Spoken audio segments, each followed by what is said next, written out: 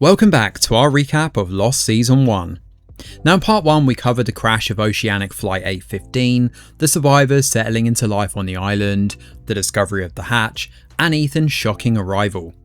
Now it's time to pick up the story from episode 12 as the island's mysteries deepen and the survivors begin to realise they're not alone. If you haven't watched part 1, you can find that link in the description below. With that in mind, let's get cracking. Episode 12 of Lost Season 1 begins with Kate throwing a rock at Sawyer, stalking her out in the woods. She's gone a fair way out to find fruit from trees, and nearby the pair uncover a waterfall and an alcove. The pair allow themselves to have a bit of fun, but it doesn't last long. Now at the bottom of the pool they find more passengers from the flight still strapped to their seats. Sawyer, ever the opportunist, scavenges a briefcase. This case seems to have sentimental value for Kate, but she uses reverse psychology and lets Sawyer keep it. As the episode progresses, Kate tries to steal this suitcase multiple times while Sawyer does his best to bust it open. To be honest, the only thing he cares about is knowing what's inside and why it means so much to her, but Kate refuses to say much. Now flashbacks this episode dive deeper into Kate's past. She's in New Mexico, seemingly applying for a loan, but this is actually part of an elaborate bank robbery she has helped orchestrate. The man behind the robbery is a guy called Jason, who's Kate's partner and apparent lover. To convince the bank manager that she's an innocent hostage, Kate allows the robbers to rough her up while Jason threatens to kill her unless the vault is opened. When Jason deliberately exposes Kate's involvement and begins taunting the manager, Kate's demeanour changes completely. She shoots Jason in the foot before turning the gun on the other robbers, revealing that she has been playing them all along. You see, Kate never cared about the money and has actually organised the entire robbery with these guys to gain access to safety deposit box 815, which contains an envelope holding a small toy aeroplane. Now back in the present, the beach is completely chaotic. The tide has shifted suddenly, and with the fuselage potentially underwater in a matter of days, the passengers don't have much of a choice but to head up the beach. Between the kidnapping and the monster, many are loath to go to the caves. Jack speaks to Saeed here and tries to make some sense of the drama involving Daniela Russo. The diagrams are in French, so he calls on Shannon to help translate them. Now while this is going on, Kate heads back to Jack and asks for his help with the suitcase. It belonged to the US Marshal and she explains it includes 4 9mm guns, ammo and personal items. This is why Kate doesn't want it opened.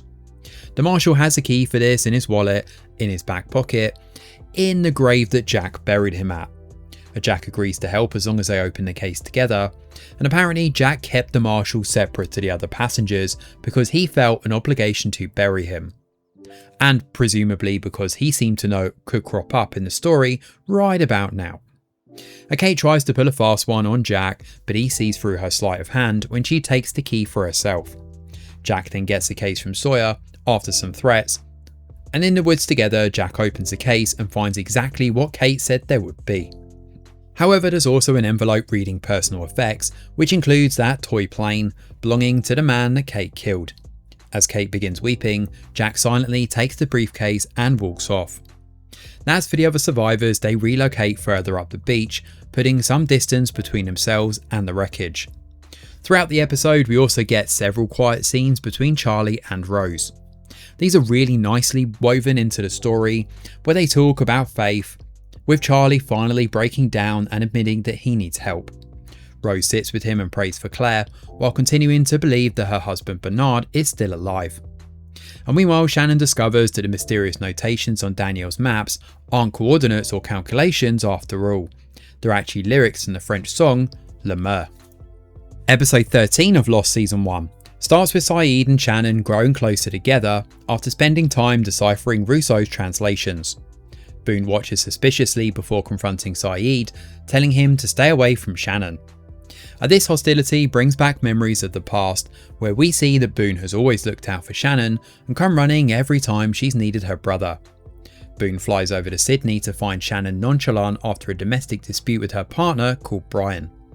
And when Boone finally shows, following a 15-hour flight no less, he comes swooping in like a knight in shining armour. Shannon gives him the cold shoulder in Brian's company, but she does have a pretty nasty bruise over her head.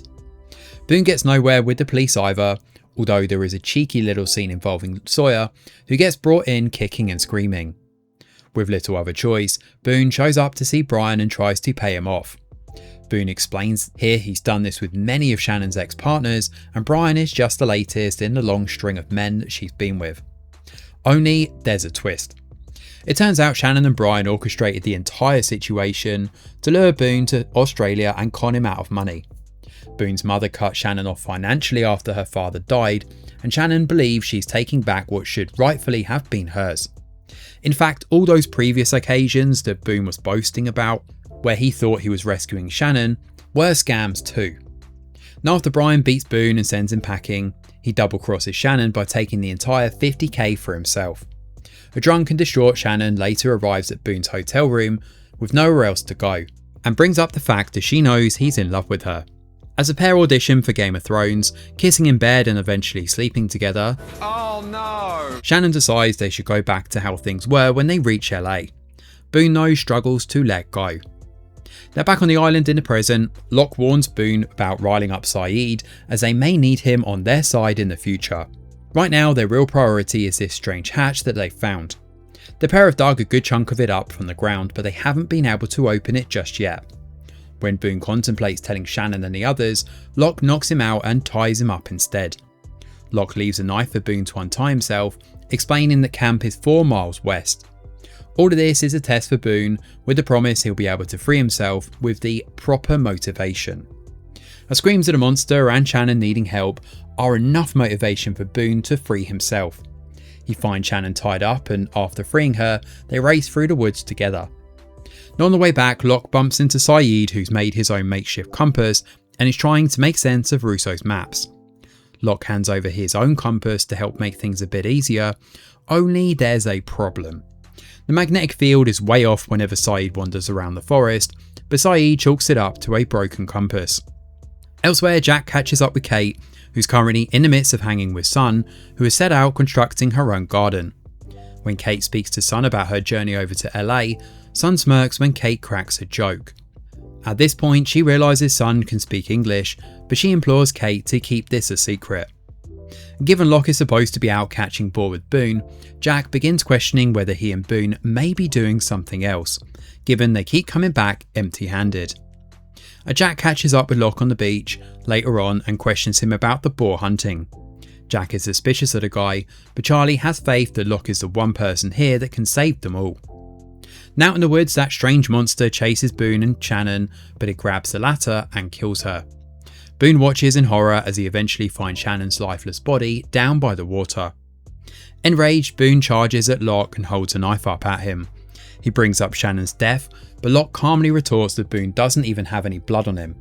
In fact, as we soon see, Shannon is very much alive and still hanging with Sayid. Boone realises that all of this was one big hallucination, thanks in part to the substance Locke put on his open wound earlier in the episode. Locke explains he gave Boone an experience vital to his survival on the island.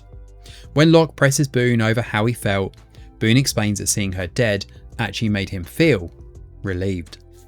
Episode 14 of Lost Season 1 starts with Michael shouting for Walt. It's been a while since he did this, and this chapter wastes little time in making up for lost time.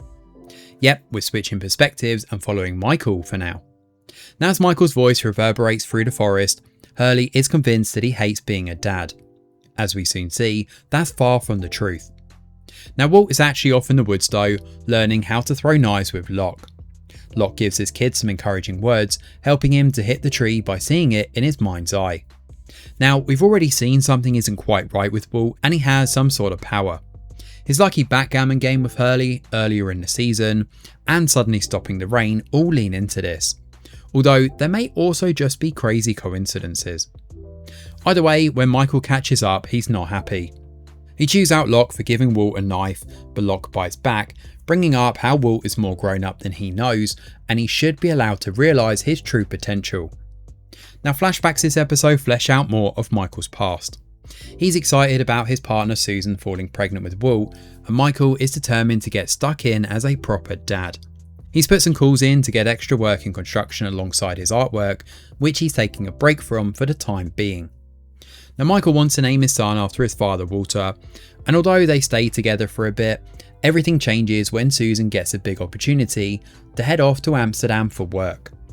Now Michael doesn't want Walt to be taken away from him, but the pair have grown apart and there's no salvaging this relationship.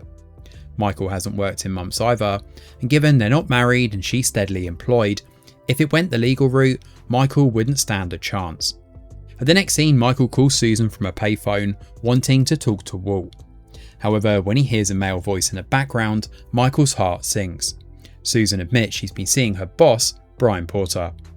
Now Michael is pissed and steps out into the road, where he's immediately hit by a car.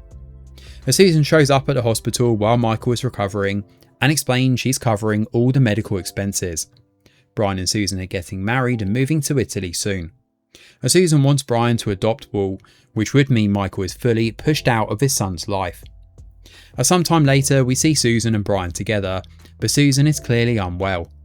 As she sits on a sofa holding her head, Walt becomes frustrated that neither of them are paying attention to him. He focuses intensely on a picture of a bird in his book, only for a similar bird to suddenly fly straight into the window. Brian later visits Michael and reveals that Susan died the previous day from a blood disorder. Michael hasn't seen Walt since he was a baby, while Brian has since adopted and raised him as his own son. Although Brian claims it was Susan's wish for Michael to take custody of Walt, Michael quickly sees through this facade. Brian no longer wants to be Walt's father and admits that he believes there's something strange about the boy, as unusual things seem to happen whenever he's around. Michael reluctantly travels to Australia to collect his son, where he discovers that Susan kept all the letters and drawings he sent Walt over the years hidden inside a wooden box, meaning Walt never knew that his father had been trying to remain part of his life. Despite Brian abandoning the boy, Michael chooses not to destroy Walt's image of him. He covers with Brian and tells Walt that Vincent now belongs to him, before taking both Walt and the dog back home. Now back in the present, Michael laments over Locke's words, knowing he's missed Walt's entire childhood. He refuses to let Walt grow up on the island, and in fact he's so dead set on leaving, he thinks they should build a raft. Syed and Jack are skeptical, but Michael is determined to press on with this regardless. He brings Walt in to help take stock of what they have from the wreckage, but Walt disobeys Michael again. He heads into the canopy to see Locke, which doesn't go down well. Michael and Walt wind up fighting, where Walt tells Michael he's not his dad. Michael swallows back the pain and throws Walt's comic in the fire, telling him he needs to listen. Now Walt obviously doesn't do that and runs off with Vincent. He doesn't go to Locke and Boone though. Locke is happy to try and help Michael find his son, who, as it turns out, happens to be deeper in the woods. He comes face to face with a giant polar bear, not dissimilar to the one from that comic book, and hides in the trees. Locke and Michael work together to save Walt from the giant polar bear, eventually forcing it back into the jungle again. In the aftermath of this, Michael shows off the wooden box full of letters he wrote to Walt all those years. Walt laments that Susan never gave this to him, but they sit and look through them together, slowly mending their relationship. And meanwhile, Charlie reads through Claire's diary, where she brings up how Charlie makes him feel safe. However, she's also written about a black rock, the same black rock the Frenchwoman mentioned. Charlie believes this could be where she's being kept, but gallivanting off in the middle of the night isn't really a smart move right now. That night, Boone and Locke look for Vincent, who ran off earlier after the polar bear incident. However, it's not Vincent, but a strange figure that comes stumbling through the trees. It's Claire. Episode 15 of Lost Season 1 starts with Claire being brought back to the caves. Jack tends to her wounds, but when she regains consciousness, she's freaked out and doesn't recognise any of them. Yep, it's the old amnesia trope. Now Claire's memory is completely blank beyond the plane crash a month back. Charlie looks out for her and stays by Claire's side, promising to do what he can. Now in the morning, Syed is convinced that there's more to Claire's story than what they're seeing. After all, Claire escaping from someone as highly trained like Ethan, gallivanting through the forest heavily pregnant without being captured. What is this, a 2026 action movie? Out in the woods, Jin winds up blindsided by Ethan, who returns and demands, well, Jin is knocked out, that Charlie bring Claire back, otherwise he's going to kill one of the camp every day. Now flashbacks this episode jump back to Charlie during the height of his drug taking. Charlie's taken under Tommy's wing, where they work to hoodwink a woman called Lucy Heatherton. Charlie is still coasting off the fame of Driveshaft, who are taking a break at the moment. he manages to talk Lucy into taking him back to her place. Now Lucy's father is loaded, and the plan here is for Charlie to sweet talk Lucy into letting him into her life. Charlie will then steal something valuable from the target's house and dump her before she can suspect foul play. However, Lucy talks Charlie into staying to meet her dad. At dinner that evening, they get talking about responsibility, and it's here Charlie laments that his brother, Liam, has just had a daughter. Now it's been a year since they were together, and Charlie starts to realise Driveshaft are probably dead, and he's thinking of doing a solo project. In fact, Charlie quits outright and decides to take a job selling copiers. Tommy is livid when he finds out what Charlie's done, as he's been sorting Charlie out with heroin for over a week on the assumption that Charlie would be doing his part and stealing something of value that he can sell. Now, a weekend without a fix is not going to do Charlie any favours, and as Monday arrives, work is predictably hellish. But before he goes, sweating profusely, Charlie snatches up a cigarette case he's stolen from Lucy's father.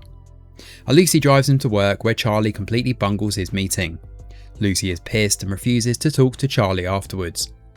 Charlie heads over to see her sometime later though, where Lucy explains that the EMTs actually pulled the stolen cigarette case belonging to her father from his jacket, and she laments that she ever cared about him. Lucy is more puzzled why he took the job though, but Charlie explains he wanted to be respectable and take care of her. "You'll never take care of anyone," Lucy promises, and slams the door in his face. Now back in the present, Locke and Jack butt heads once again as they contemplate how to handle their Ethan situation. While Jack wants to collect everyone up and huddle in the caves, Locke thinks that's precisely what they shouldn't do. Nathan may not be operating alone, and bringing all of them together into one area seems like a recipe for disaster. Kate though believes they should open the briefcase and distribute the guns out. Locke eventually organises traffic, setting up sentries and traps to alert to any suspicious movements. Boone volunteers as tribute, but he predictably falls asleep on the job. When he awakens, a scuffle in the tree line sees a Vincent jump scare, and unfortunately the first death in the camp. It would appear the assassin came in from the water, and with the victim sporting a broken neck among many other fractures, this definitely wasn't an accident. When Claire finds out why everyone is acting strangely, she confronts Charlie about his lies. As for Jack, he confides in Locke and shows him the guns, a way to get the advantage back. He hands one to Locke, one to Saeed, and the last one to Sawyer, who boasts about being able to take out polar bears. Of course, he's failing to remember he's also missed the Marshal's heart too, and amusingly the pair do eventually bring this up together. The actual plan though is to use Claire as bait to lure Ethan out of the wilderness and into their trap.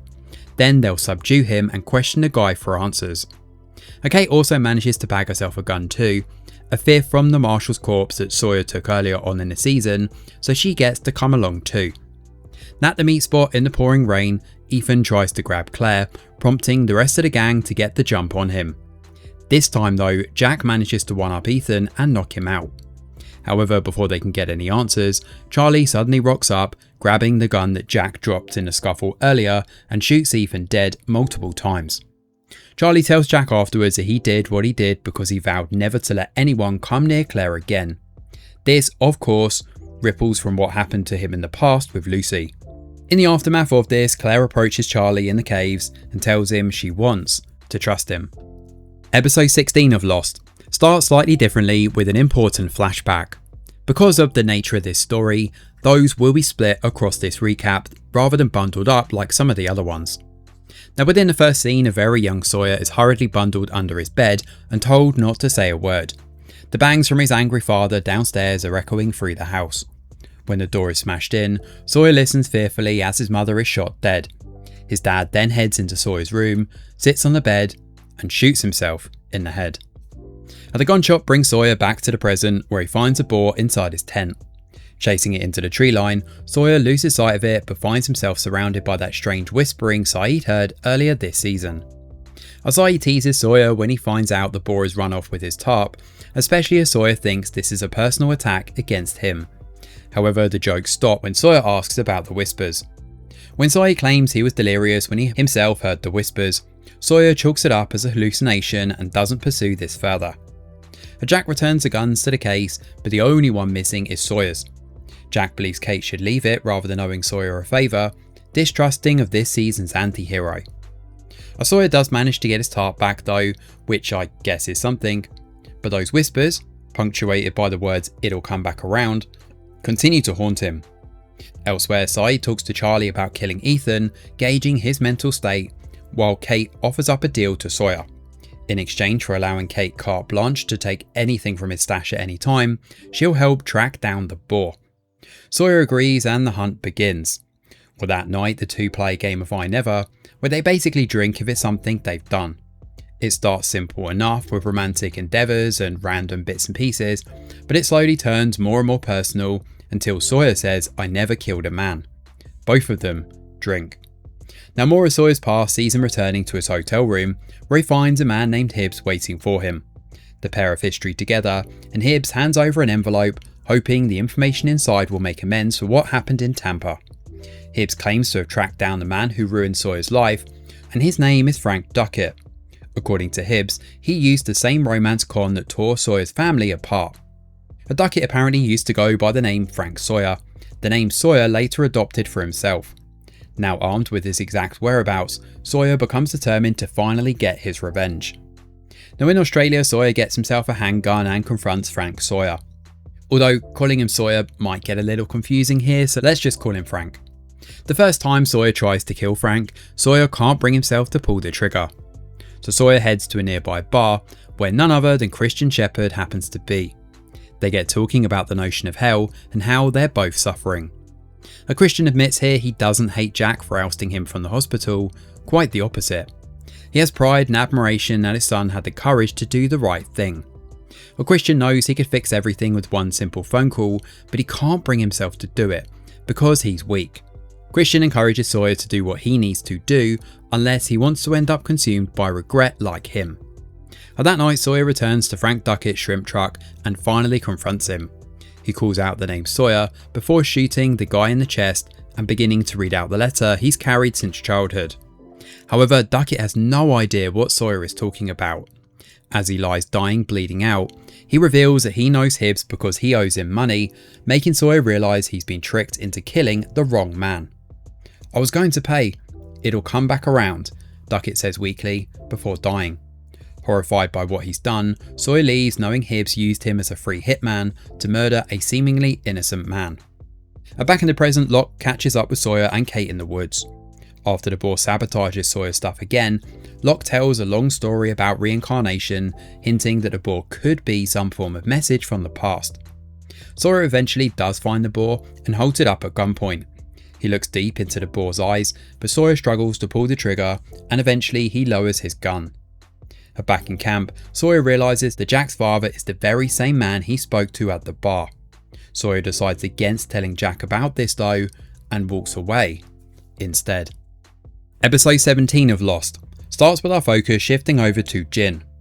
Now we saw Sun's flashbacks earlier this season, but now we get everything from Jin's perspective instead. Seeing Sun down by the water in her bikini, Jin immediately interjects and tries to cover her up. That doesn't sit well with many of the camp, but Michael is the one to step up eventually and try to break things up. Sun slaps Michael across the face before things escalate, and he's shocked by her actions. Jin though remains convinced that there's something going on between her and Michael.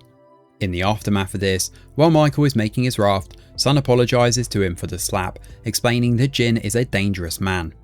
Michael shrugs her off, telling her that Jin is her problem. Elsewhere, Shannon flirts a little with Saeed as she's tying knots for the raft. However, we also learn here that Sawyer has managed to buy himself a spot on the boat too, in exchange for key material to fix up the boat. That night, Kate talks to Sun about Jin's controlling ways. However, their chat is interrupted by the raft suddenly catching fire. Michael immediately thinks this is Jin's doing, and he's pissed. Well, Jin does happen to have burns up his arms back at the cave, and Sun suspects her husband may have done this. She's not the only one with this assumption though, as Sawyer immediately swoops in to play sheriff, confronting Jin the next day. Our flashbacks this episode jump back prior to Jin and Sun's marriage. Jin is grilled by Sun's father over marrying his daughter. Now Jin comes from humble beginnings down in the fishing village, but he lies and claims his father is dead. Jin promises he'd do anything for Sun, even come and work for Sun's father. It seems to convince the guy, and he gives the nod for the marriage to go ahead. On the day of their marriage, Sun laments that Jin's father couldn't be alive to see them together. However, they don't even get to have a honeymoon given Jin's commitment to work. He promises Sun that in 6 months after his management training, they'll have the honeymoon they always dreamed of. For now though, he needs to prove himself to Sun's father. Well, the hard work appears to pay off as Sun's father promotes Jin to being his special assistant. This involves sending messages to various individuals. Essentially, Jin is now going to be Sun's father's personal hitman. Interestingly, when Jin heads over to a secretary's house that night to give a message, we see, in a blink and you'll miss it sequence, that Hurley is on TV. Anyway, Jin drops a message and the secretary hands over a dog, the very same dog that he gifted to Sun in those earlier flashbacks. At the next scene, we see Sun making a beautiful meal for the pair and they sit together to eat. Jin gets constant calls from Sun's father though, interrupting them. Jin then has no choice but to leave. Well, Sun's father is pissed that Jin went soft on the secretary and forces him to witness how to deliver a message properly with a skilled assassin. Realising that the secretary is going to be killed, Jin interjects and beats the man down instead, saving his life to prevent an assassination, but doing so right in full view of his daughter and wife. This scene then directly ties into the scenes involving Sun seeing him covered in blood in their bathroom. Jin is haunted by the image of the secretary's daughter watching him in shocked fear, and it snaps something inside him. What we don't see though is Sun leaving the bathroom and Jin breaking down into tears over what he's done. Jin eventually heads back to his hometown again, where we see that Jin's father is certainly not dead. He's a poor fisherman doing what he can to get by. Jin apologises to him and explains he was ashamed. Jin is having trouble talking to Sun though, because he can't tell her what her father is really like.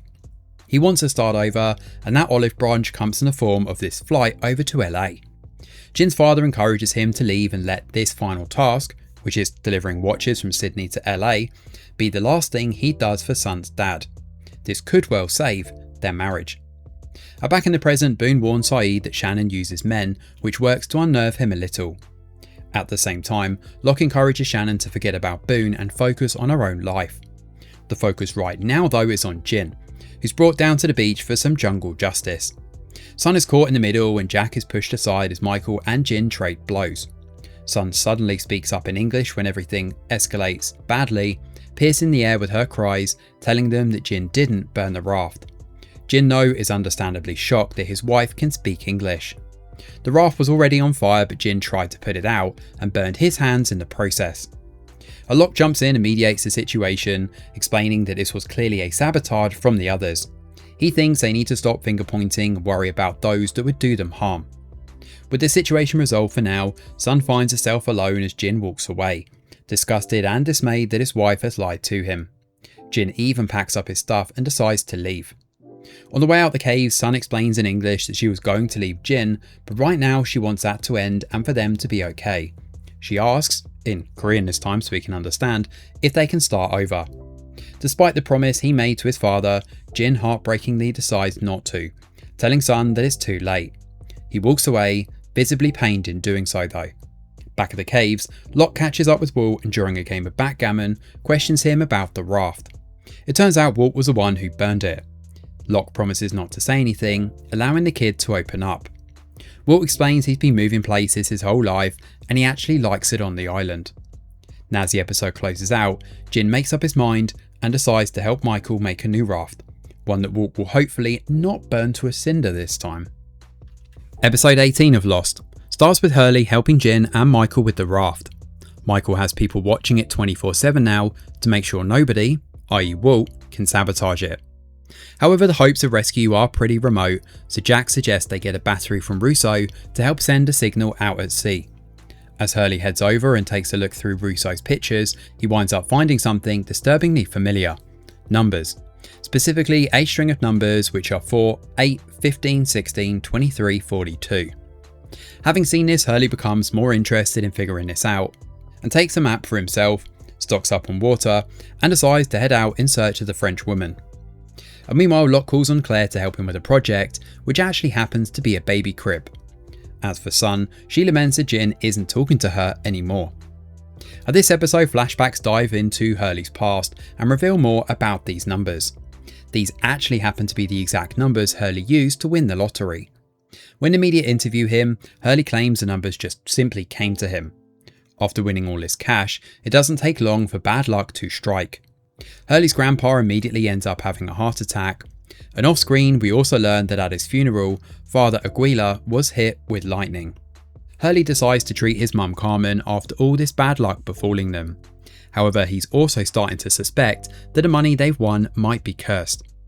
At Carmen's new house, she immediately breaks her ankle slipping on the curb, while Hugo is arrested when cops mistake him for a drug dealer.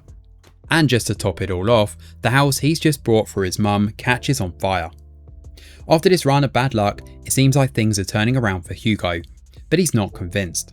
With a savvy accountant, Hurley learns he's managed to become the majority shareholder for a box company in Tustin, presumably the same one Locke is working at.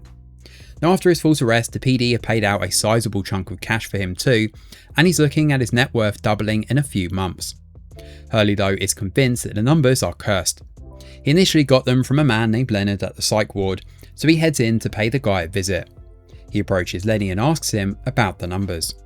When Lenny realises Hurley has used the numbers to play the lottery, Lenny loses control and tells him to get away from the numbers as quickly as he can. Apparently he heard these from a guy called Sam Toomey down in Kalgoorlie, Australia. So Hurley heads down to Australia to see Sam, but he's been dead for 4 years now. Apparently he used to serve in the Navy with Leonard, and the pair were monitoring long-wave transmissions out of the Pacific. One night, about 16 years back, they heard something in the static, a voice repeating the numbers over and over again. As Sam used the numbers to play a fair game, and bad luck struck since then.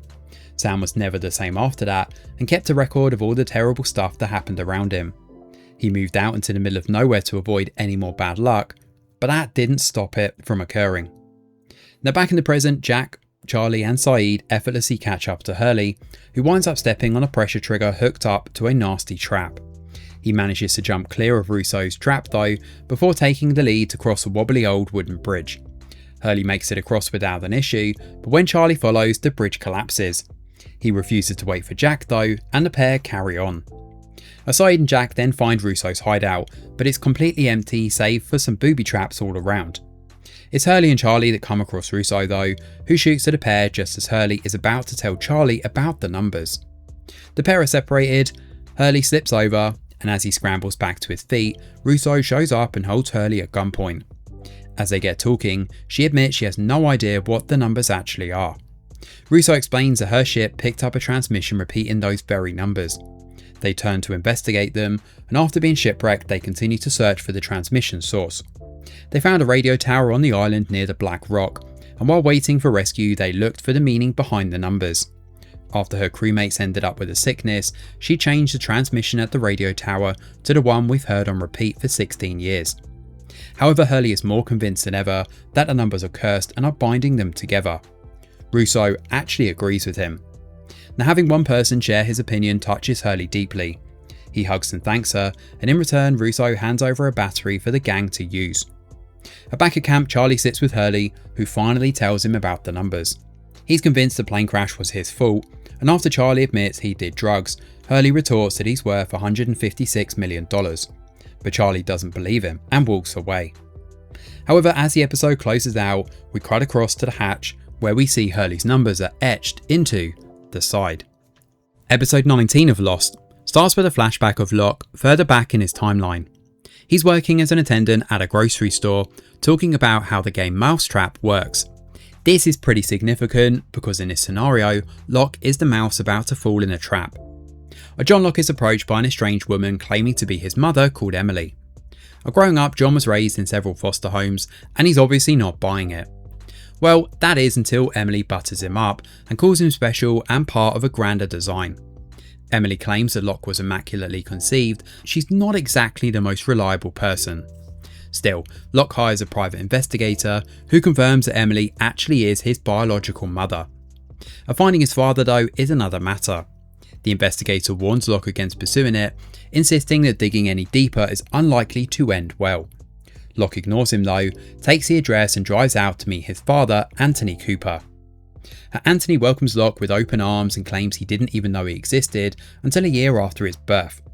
The pair quickly begin making up for lost time, with Anthony regularly taking his son out hunting. However, when Locke arrives early for one of their weekend trips, he finds Anthony hooked up to a dialysis machine. Anthony explains that his kidneys are failing, and because of his age, he faces a long wait for a suitable donor. Desperate to save the father he's only just found, Locke offers him one of his own kidneys. However, when John awakens after the operation, Anthony is already gone. He's discharged himself into private care without leaving so much as a message. Emily then arrives and reveals the devastating truth. Anthony tracked Locke down after learning that he needed a kidney and paid her to make contact with him. Their entire relationship, from the reunion, the hunting trips, and Anthony's sudden affection, were one elaborate con designed to make Locke willingly give up his kidney. And of course, when Locke drives up to his compound, the gates are closed and Anthony refuses to let him in. Back on the island, Locke decides to use a makeshift trebuchet to break the glass on the hatch. He and Boone have been coming out here for 2 weeks, and he's kept a lot of his past a secret from everybody else, for obvious reasons. Locke's plan is solid though, but it doesn't work. The glass doesn't even crack. However, Locke does wind up stabbed from the debris as the trebuchet breaks, but he doesn't even feel it. Locke continues to try and work through this, bringing up how the island will tell him what to do. Boone loses faith in this, and the pair argue until Locke winds up experiencing some pretty vivid and horrific hallucinations involving a bloody Boone and a Beechcraft crashing. Locke believes this is his sign and knows precisely what he needs to get the hatch open. He questions Boone about Teresa, ignoring the bloody warning, and Boone agrees to go with him to investigate deeper in the woods. It doesn't take long for them to find a skeletal priest, complete with rosary beads and gold teeth. This figure holds Nigerian money too, and happens to have a gun. The time of death is hard to say, but the pair deduce it's probably around 2 to 10 years. Elsewhere, Kate has Jack help Sawyer, who's been experiencing some bad headaches lately. Aspirin isn't doing the job, and as we soon find out, Sawyer actually needs glasses. The whole time though, that doesn't stop Jack from teasing him a bit. Back in the woods, John finds his legs starting to fail him, collapsing on the ground multiple times. He's convinced that they need to keep moving, and he admits to Boone about how he used to be in a wheelchair. Boone also mentions how Teresa was his nanny. During the chat, John suddenly starts laughing as he spots a Beechcraft wedge in the trees. The same one, presumably, from his visions. Given Locke's legs aren't working, he calls on Boone to climb up and take a look. Boone does just that, heading inside the craft where he finds drugs. Lots and lots of drugs stashed inside Virgin Mary statues. I think it's fair to say Charlie is going to have an absolute field day here. However, the Beechcraft radio seems to still work, but the plane is wedged precariously up in the vines. Boone tries to communicate, where he gets through to someone who asks him to repeat the transmission. Now, it's hard to make out because there's quite a bit of chaos here, but just before the craft crashes, the voice in the radio mentions how they're survivors of Flight 815. Now when the plane crashes, Locke does his best to try and help Boone, who's in a rough way and covered in blood. Putting him on his back, Locke rushes back to camp now that his legs are working again. He carries Boone all the way to the caves before taking off without answering any of Jack's questions. Frustrated, Locke ends up back at the hatch again, sobbing and bemoaning his luck. However, just as he screams to the heavens, the light inside the hatch turns on. Episode 20 of Lost picks up at the caves with Boone in a rough way. Everyone comes together to do what they can to support Jack, who takes charge of the situation. Jack sends Kate down to the beach to get alcohol from Sawyer, while Jack works to perforate Boone's lung, given it's just collapsed. This, if you'll remember, is a cruel twist of irony given Boone mentioned this exact procedure before with Rose in episode 1. Jack promises to save Boone as best he can, but the kid is undoubtedly in a rough way.